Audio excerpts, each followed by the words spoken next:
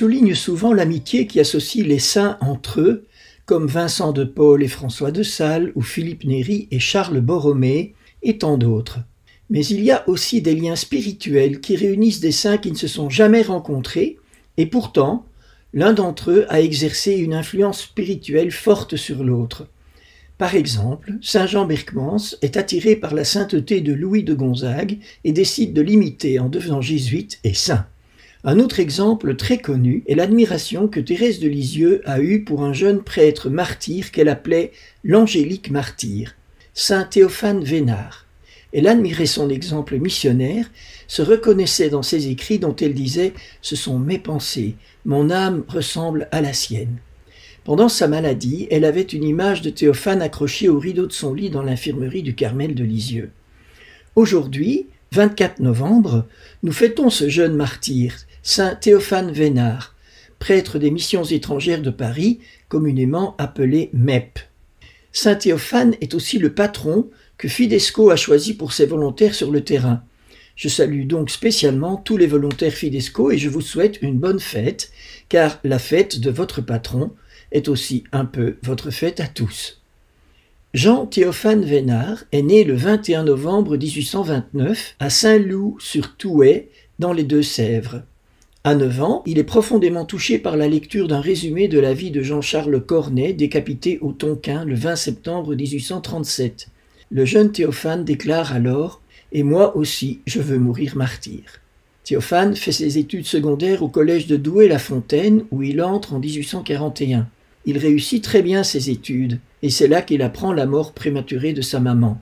C'est à sa sœur Mélanie qu'il confie son appel au sacerdoce, mais un appel supplémentaire apparaît peu à peu, devenir missionnaire. C'est un appel extrêmement radical, car n'oublions pas qu'au XIXe siècle, les missionnaires quittaient définitivement leur famille, sans espoir de plus les revoir, et souvent ils mouraient en mission de maladie ou victimes de persécutions. En attendant, Théophane passe par différents lieux de formation, le petit séminaire de Montmorillon pendant 1 an, pour la philosophie, puis le grand séminaire de Poitiers. Le 3 mars 1851, Théophane entre au séminaire des missions étrangères de Paris, au 128 rue du Bac. Il y est très heureux. Il est ordonné prêtre le 5 juin 1852 à Notre-Dame de Paris et reçoit pour mission la Chine. En septembre 1853, il embarque à Anvers et arrive à Hong Kong le 19 mars 1853, en tout, plus de 7 mois de voyage. À Hong Kong, une déception l'attend. Il n'y a pas de lettre de mission pour lui. Il doit donc rester sur place et il se met à étudier le chinois. Non sans difficulté. Finalement, la lettre de mission arrive de Paris. Il est envoyé au Tonkin. Il accueille cette nouvelle avec une immense joie. Il l'écrit à sa famille et à son ami Dallet, un de ses condisciples MEP, qui est en mission en Inde. Il confie sa joie de voir le martyr se profiler à l'horizon. « Ô cher père Dallet, écrit-il, toutes les fois que la pensée du martyr se présente à moi, elle me fait tressaillir. C'est la belle et bonne part qui n'est pas donnée à tous. » Fin de citation. Le 26 mai 1854, Théophane embarque sur une jonque de contrebandiers chinois. Il aborde le Tonkin par la baie d'Along. C'est comme un rêve qui se réalise, même si, dès son entrée au Tonkin, il devient hors la loi, car il débarque en pleine recrudescence de persécution contre les chrétiens. En effet, le jeune Tuduc, empereur du Vietnam, dont le Tonkin n'était que la région septentrionale, s'est lancé dans une persécution frénétique contre les chrétiens. Théophane est affecté au district de Vinh Tri, où réside Monseigneur Retord, son évêque missionnaire. Dans ce lieu, le vice-roi Hung de Nam Dinh, beau-père de l'empereur, a décidé de ne pas persécuter les chrétiens en reconnaissance de la guérison obtenue dans le passé par l'intercession du père Paul Tin alors qu'il était en train de devenir aveugle. Contrairement à Hong Kong, Théophane se sent chez lui ici. Il apprend le vietnamien avec facilité, mais la situation s'envenime en 1857 dans le district de Vinh Tri. En effet, l'empereur s'étonne de ce qu'aucun chrétien ne soit trouvé dans ce district et il envoie des inspecteurs. Le vice-roi prend peur, il risque son trône. Alors, de bienveillant qu'il était, il devient persécuteur acharné. Il condamne à mort le père Paul Tin, qu'il avait guéri. Plus d'1 millier de chrétiens sont martyrisés dans la région de Hualien. Devant la persécution, les missionnaires s'enfuient. Théophane part pour Hanoï où les persécutions sont moins virulentes. Il vit la vie d'un fugitif, recroquevillé derrière des doubles cloisons ou caché dans des souterrains.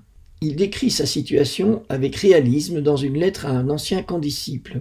Vous pourriez demander, comment ne devenez-vous pas fou ? Toujours enfermé dans l'étroitesse de 4 murs, sous un toit que vous touchez de la main, ayant pour commensaux les araignées, les rats et les crapauds, obligé de toujours parler à voix basse, assailli chaque jour par de mauvaises nouvelles, prêtres pris, décapités, chrétienté détruite et dispersée au milieu des païens, beaucoup de chrétiens qui apostasient, et ceux qui demeurent fermes envoyés aux montagnes malsaines sur lesquelles ils périssent abandonnés, et cela sans que l'on puisse prévoir quelle en sera la fin, ou plutôt, en ne la prévoyant que trop. J'avoue qu'il faut une grâce spéciale pour résister à la tentation du découragement et de la tristesse. Un confrère d'une province voisine m'écrit qu'il y a 18 mois qu'il n'a pas vu le soleil, et sa lettre est datée du royaume des taupes, à 10 pieds sous terre. Pour moi, très cher ami, j'ai confiance en Dieu, que je consommerai ma course, que je conserverai le dépôt de la foi, de l'espérance et de l'amour intact. Mais cette situation ne peut durer. Le 30 novembre 1860, Théophane est découvert sur dénonciation dans le village de Kébéo, dans la maison d'une vieille femme, derrière une double cloison. Il est amené à la citadelle de Hanoï, où il est interrogé par le vice-roi. Ce dernier se montre clément. Il fait construire une cage en bambou spacieuse avec une moustiquaire et s'assure que la nourriture soit donnée en abondance aux prisonniers. L'empereur est prévenu et on attend son verdict. Dans sa cage, Théophane écrit ses dernières lettres. Il annonce à son père « Puisque ma sentence se fait encore attendre, je veux vous adresser un nouvel adieu qui sera probablement le dernier. Père et fils se retrouveront au paradis. Moi, petit éphémère, je m'en vais le premier. Adieu. » Le matin du 2 février 1861, la sentence arrive. La mort par décapitation. Le préfet est triste, mais doit faire exécuter la peine. Théophane a 31 ans. Un imposant cortège se met en route vers le fleuve Rouge. En marchant, le condamné chante le Magnificat. Arrivé sur le lieu du supplice, Théophane dénude son torse. Il s'agenouille pendant qu'on lui lie les mains derrière le dos. Il est souriant. Le bourreau est ivre. Il lève son sabre maladroitement et il doit s'y reprendre 5 fois pour exécuter pleinement la sentence. Théophane est béatifié le 2 mai 1909 par Saint Pie X avec 33 martyrs d'Extrême-Orient. La notoriété de Thérèse de Lisieux va le rendre lui aussi célèbre. Il est canonisé par Saint Jean-Paul II le 20 janvier 1988 avec 117 martyrs du Vietnam.